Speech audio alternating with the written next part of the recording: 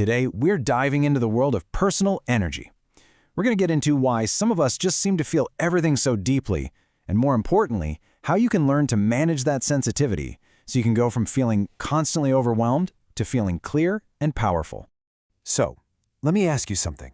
Have you ever walked into a party or a meeting feeling totally fine, and then, bam, out of nowhere, you're hit with this wave of sadness or anxiety that just doesn't make any sense?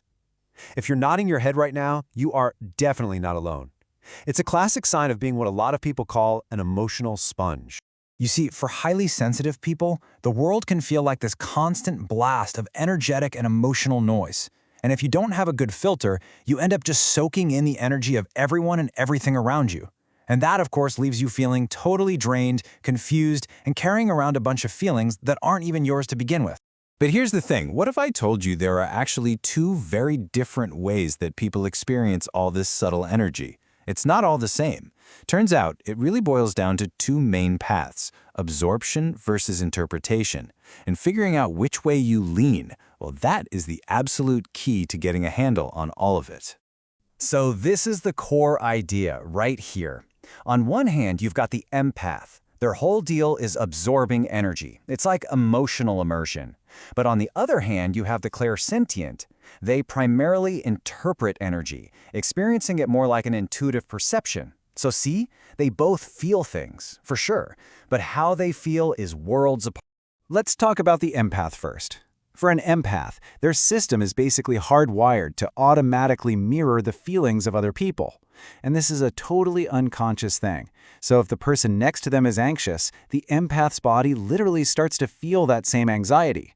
The body just acts like a giant sponge, soaking up all the emotional fields in the room. Okay, now let's look at the clairsentient. They're a little different. They feel things in their body too, but for them, those feelings are actually carrying specific information. So instead of just absorbing the emotion itself, their body is acting more like a translator, turning that subtle energy into data, into actual insights you can use. So we've got the sponge and we've got the translator. Let's put them side by side so we can really see the difference. And this is where you might start to see yourself and go, oh, okay, that one's me. This table breaks it all down so clearly. Look at the primary function. An empath feels with people, total immersion. But a clairsentient feels about people. That's perception. Or check out the bodily response. For the empath, it's like, bam, you feel it, and then way later you might try to figure out why. For the clairsentient, though, the feeling often comes with a sense of location or context right from the start. And this all leads to really different challenges, right? The empath is always trying to figure out, is this feeling even mine? While the clairsentient is often fighting to trust this non-logical, intuitive info they're getting. Okay, understanding the difference is great. It's a huge first step.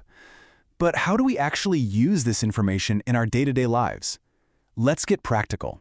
It's time to move from theory to practice and look at the actual tools for each of these types. All right, for our empaths, the sponges, since your main challenge is absorbing everything, your toolkit is all about separating and releasing. So first, you have to learn to tell the difference between your feelings and theirs. Then you build awareness around your energetic boundaries. And finally, you use physical grounding to let go of what you've picked up. And this is probably the most important thing I'm going to say today. When a really strong, sudden emotion just hits you, the single most powerful tool you have is to just pause. Take a breath and ask yourself this one simple question: is this mine? Just asking that creates this tiny little space between you and the feeling, and it gives you a chance to investigate where it actually came from. So how do you know the answer? Well, it's actually pretty simple. If the feeling starts to lighten up or soften just by asking the question, it's almost definitely absorbed energy.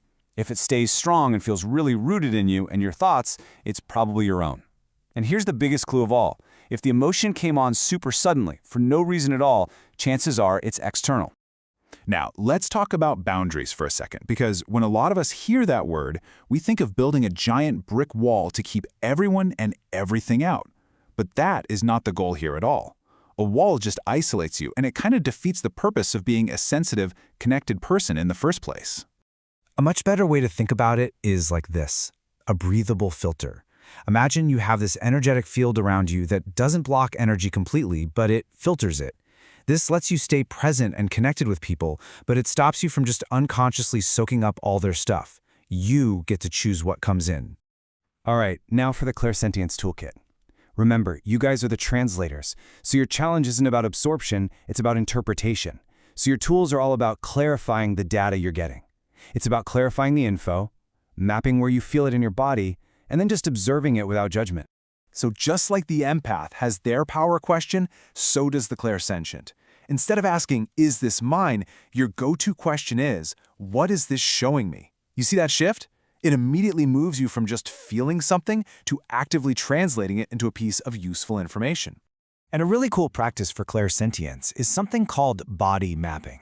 This is where you start paying really close attention to where in your body these feelings show up. Because over time, you'll start to see patterns, like maybe a knot in your stomach always means someone isn't being truthful, or a tingling in your hands always means you're in the right place. You're basically building your own personal intuitive dictionary. So look, whether you relate more to the empath, the sponge, who's learning to filter, or the clairsentient, the translator, who's learning to interpret, the end goal for both is exactly the same. It's about moving out of that state of chronic confusion and into a state of consistent clarity. And when you start to master these skills, the change is pretty amazing. Your empathy, which used to be so overwhelming, transforms into this deep, sustainable compassion. You can actually be there for people without totally losing yourself in the process. And your clairsentience, which might have just felt weird and confusing before, becomes this reliable inner guidance system. And really, that's what this is all about. This whole journey isn't about learning to shut down your gifts or feel less. It's about honing your sensitivity into a genuine strength. It's about learning to feel clearly so you can move through the world with wisdom, with compassion, and with a real sense of your own power.